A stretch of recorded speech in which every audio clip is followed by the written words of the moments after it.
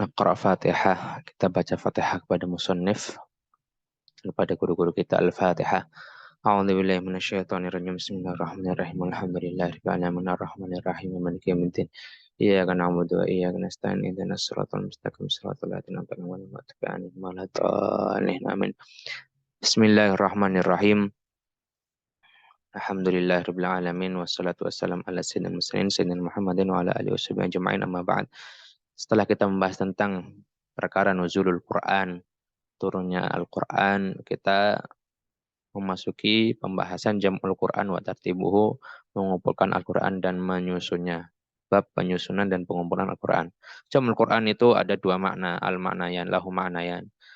Al-awwal, jam'uhu bima'na hifdhuhu, bima'na hifdhihi, jama' ini al-jam'u fi sudur, jama' pengumpulan di hati para qurra dengan menghafalnya.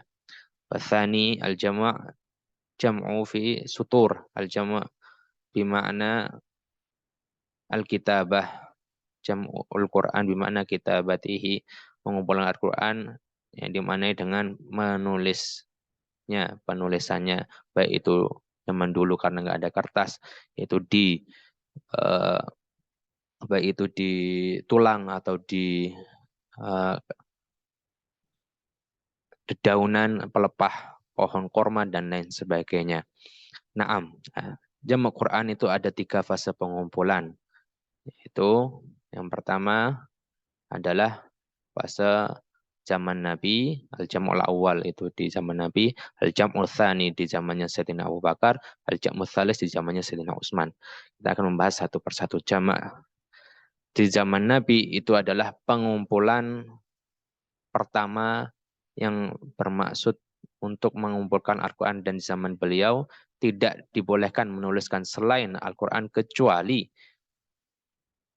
hanya beberapa kejadian saja. Itu pun karena mungkin sahabat tidak hafal atau karena ada sahabat yang meminta keringanan kepada Nabi. Yang lainnya itu agar tidak bercampur kalam Nabi dengan Quran, maka tidak boleh dituliskan kecuali Al-Quran. Dan di zaman beliau itu para sahabat banyak yang menghafal Al-Quran. Kemudian tatkala Syekh Samir An-Nas, guru daripada Syekh Mahir, ini pakar qiraah asyrah dari negeri Syam, itu mengatakan dulu Al-Quran diturunkan dalam satu huruf saja, satu versi saja, Lughatu Quraisy atau bahasa Quraisy. Tatkala umat Islam itu bertambah, wara'aitana sayadkhuluna fi dinillahi afaja, berbondong-bondong masuk Islam. Fathu Makkah terjadi, maka Nabi Shallallahu Alaihi Wasallam dalam satu riwayat, dalam hadis sahih, mengatakan beliau itu senantiasa meminta kepada Allah untuk dilebihkan. Kenapa? Karena bangsa Arab yang mau masuk yang masuk Islam itu bukan cuma bangsa Quraisy saja. Jadi bangsa Arab itu tidak satu suku saja, tapi bersuku-suku. Bahasanya itu berbeda-beda versi. Ya seperti mungkin suku Jawa itu ada Jawa Tengah, ada Jawa Timur. Mungkin di Padang pun, Padang Pariaman beda dengan Padang Panjang, atau bahasa kota Bukit Tinggi beda dengan daerah A, beda dengan daerah B, padahal satu suku. Ya kayak gitu. Jadi Nabi kepingin mempermudah, memberikan rukhsah, bukan suatu kewajiban, tapi sebuah rukhsah untuk mempermudah memahami Al-Quran. Kemudian di zaman Sayyidina Abu Bakar, karena di zaman Nabi ini belum dikumpulkan mushaf secara berurutan dari awal sampai akhir, maka di zaman Sayyidina Abu Bakar dikumpulkan Quran dari awal sampai akhir. Karena melihat beberapa peperangan, salah satunya perang Yamamah, itu menewaskan para qurra yang meninggal dalam keadaan syahid. Ini syuhadaul qurra. Dalam satu riwayat ada 70 sahabat yang meninggal di perang Yamamah itu. Nah, karena takut hilang Quran dari permukaan bumi, maka Sayyidina Abu Bakar atas isyarat daripada Sayyidina Umar itu mengumpulkan Al-Quran dalam satu mushaf dengan 7 versinya. Di zaman Sayyidina Utsman dikumpulkanlah Al-Quran dalam satu huruf dan bahasa Quraisy kembali ke seperti semula. Kenapa? Karena takut perpecahan. Takut terjadi perpecahan karena Islam semakin meluas, yang baik dari suku atau bukan cuma beda suku, ini beda ras. Ada ras Arab, beda kaum. Kaum Arab sama kaum Ajam. Ajam itu non-Arab. Banyak yang masuk Islam dari non-Arab, tapi menerima Quran kok beda-beda versi. Akhirnya satu sama lainnya itu saling bertentangan atau bahkan saling menyalahkan, bahkan hampir-hampir mengkafirkan. Karena Sayyidina Utsman melihat kayak itu, Sayyidina Utsman dibantu dengan kesepakatan ijma para sahabat dan ulama setelahnya itu mengumpulkan Al-Quran dalam satu huruf dan bahasa Quraisy. Yang lainnya itu dibakar, dalam satu riwayat dibakar. Dan ada beberapa mushaf namanya mushaful imam atau mushaf inti daripada yang disebarkan di berbagai penjuru titik kebesaran Islam pada waktu khilafah Sayyidina Utsman. Kita bahas dari pertama zaman Nabi. Zaman Nabi, hafalan atau tulisan tidak terkumpul dalam satu mushaf. Kenapa? Nah, beliau di sini musonif menjelaskan bahwasanya alasan di zaman Nabi itu tidak terkumpul dalam satu mushaf adalah karena pada waktu itu ketika kalau sudah diurutin, kalau sudah diurutin, kemudian turun lagi, maka akan ribet karena urutan Al-Quran tidak sesuai dengan turunnya Al-Quran. Jadi tidak sesuai dengan zamannya. Karena ada Al-Quran ayat itu yang turun 2 kali dan lain sebagainya. Sebagaimana yang sudah kita bahas di Asbabun Nuzul. Asbabun Nuzul. Ada sahabat ini beda riwayat. Ini yang awal pertama kali turun itu apa. Yang akhir pertama kali turun itu apa. Itu beda-beda. Maka tartibul Quran atau susunan Al-Quran itu langsung dari Nabi. Jadi ini diletakkan di sini, ini letakkan di sini, ini letakkan di sini. Jadi kayak gitu. Tapi masih mungkin sahabat A itu masih beberapa surat, sahabat B itu beberapa surat, itu masih belum terkumpulkan dalam satu mushaf.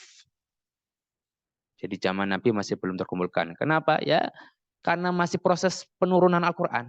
Jadi kalau sudah terkumpul gimana ntar mau menghapus, oh ini karena dulu gak ada penghapus ya. Dulu pakainya lembaran-lembaran. Jadi mau menghapus gimana? Ini aslinya letakkannya di sini. Ini ntar kosongin masa kayak gitu. Jadi ya itu sudah ada hikmahnya sendiri. Nah, ya salah satu yang terkenal adalah penulisnya adalah Sayyidina Zaid bin Thabit. Nah, ada riwayat banyak dari yang terkenal, ada riwayat Ibnu Mas'ud, riwayat Sayyidina Ali dan lain sebagainya.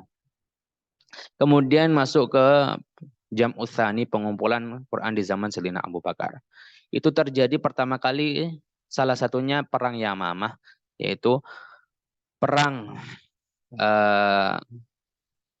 memerangi pasukannya Muslim Al-Kadzab kalau nggak salah. Itu orang-orang murtad. Itu menewaskan kurang lebih 70 qurra syuhada yang meninggal. Oleh karenanya Sayyidina Umar itu kayak mendapat ilham dari Allah Subhanahu wa taala untuk pengumpulan Quran. Kemudian Sayyidina Umar memberi isyarat kepada Sayyidina Abu Bakar As-Siddiq. Sebelumnya, ini disclaimer aja ya. Sayyidina Abu Bakar ini kan nggak mungkin melakukan hal yang tidak dilakukan oleh Nabi. Walaupun itu baik.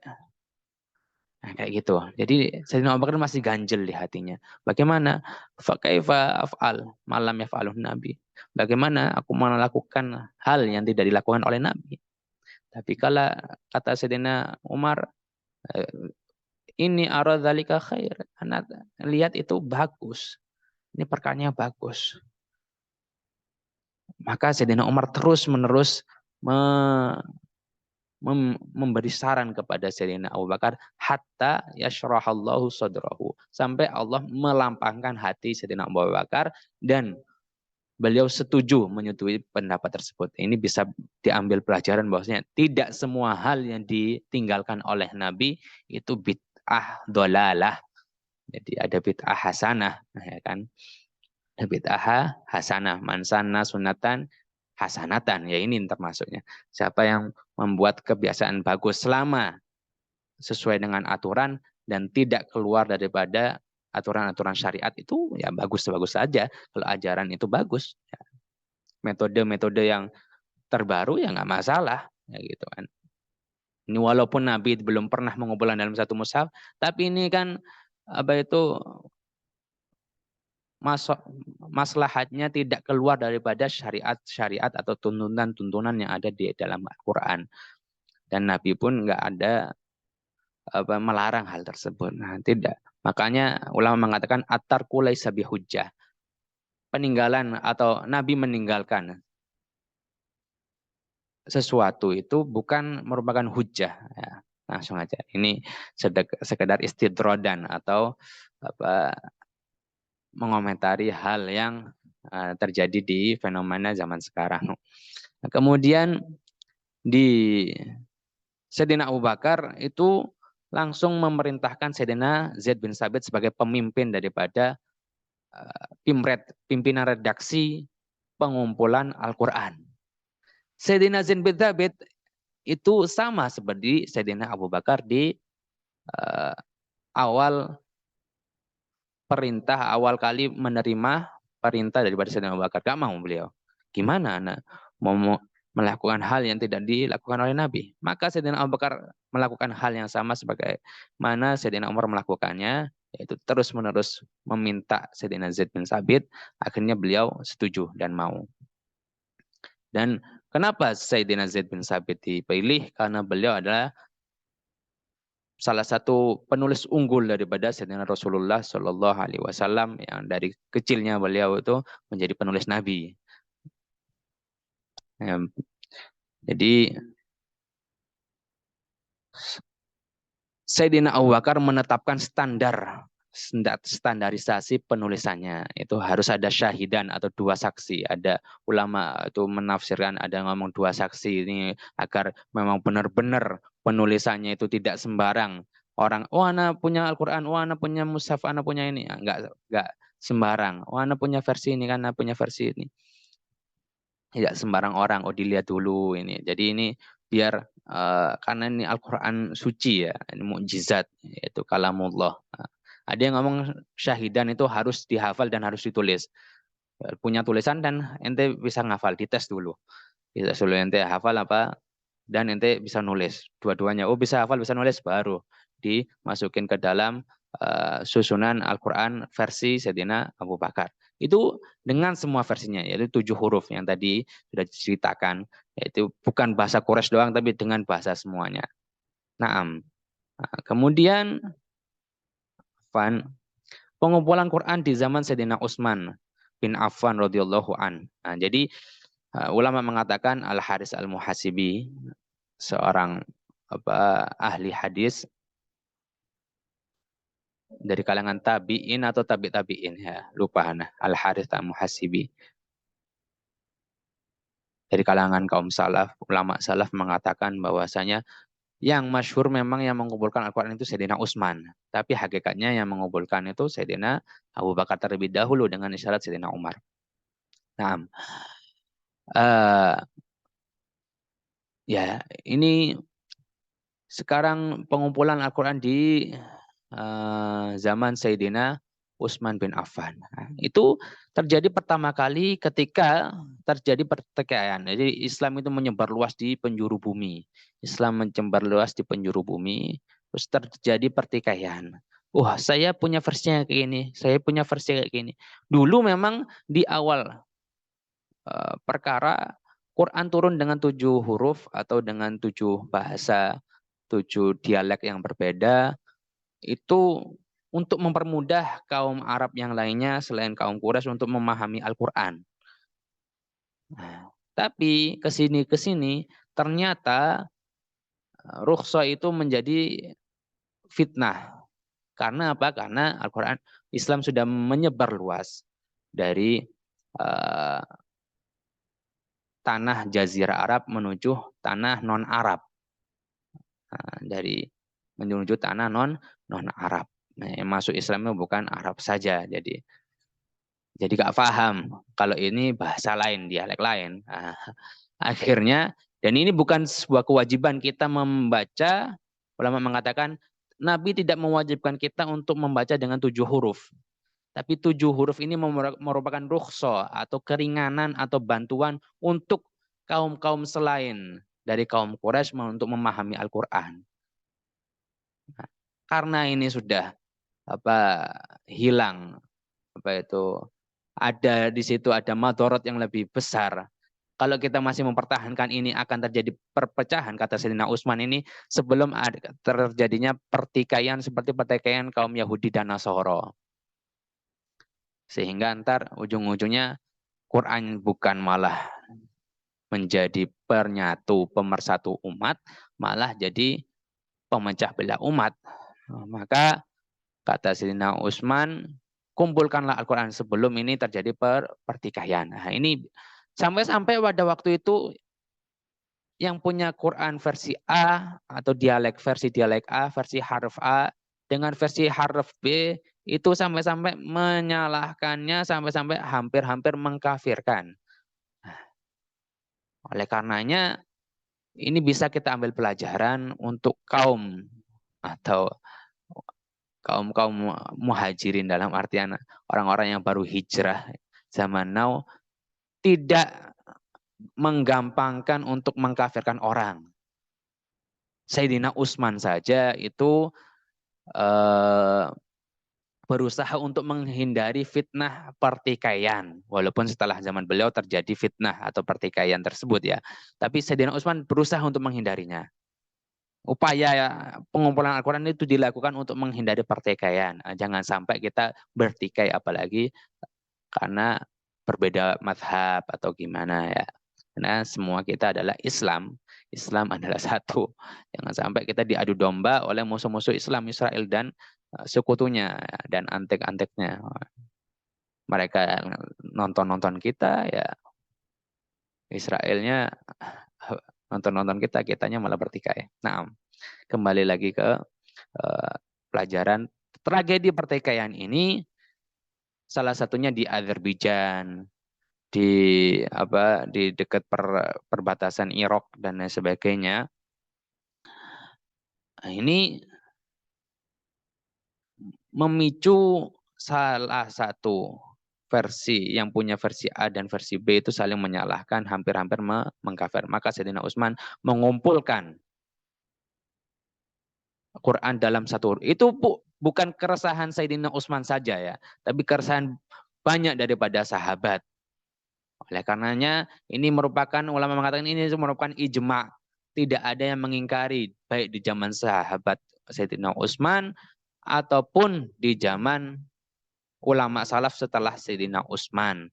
Jadi ini memang kan itu kalau dalam ilmu ada kaidah fikih mengatakan al-akhdhu bi akhafid dororen, mengambil doror yang paling ringan. Jadi gak masalah lah kita gak mengambil rukhsah, tidak mengambil keringanan 7 huruf. Kan ini cuma rukhsah doang. Nah, daripada kita kalau mengambil itu mendapatkan doror atau bahaya malapetaka yang lebih besar, yaitu pertikaian. Nah, mungkin itu saja. Yaitu hal ini sesuai ijma atau kesepakatan para sahabat dan kaum setelahnya ya gitu. Jadi itu sih. Nah, mungkin ntar kita akan membahas secara mendalam apa itu ahrufus subhan dan lain sebagainya di pertemuan selanjutnya insyaallah subhanahu wa ta'ala. Terima kasih, semoga bermanfaat. Sampai jumpa kembali. Kita tutup dengan bacaan alhamdulillahi rabbil alamin, subhanakallahumma wa bihamdika asyhadu an la ilaha illa anta astaghfiruka wa atubu ilaik. Subhana rabbika rabbil izzati amma yasifun wa salamun alal mursalin walhamdulillahi rabbil alamin. Assalamualaikum warahmatullahi wabarakatuh.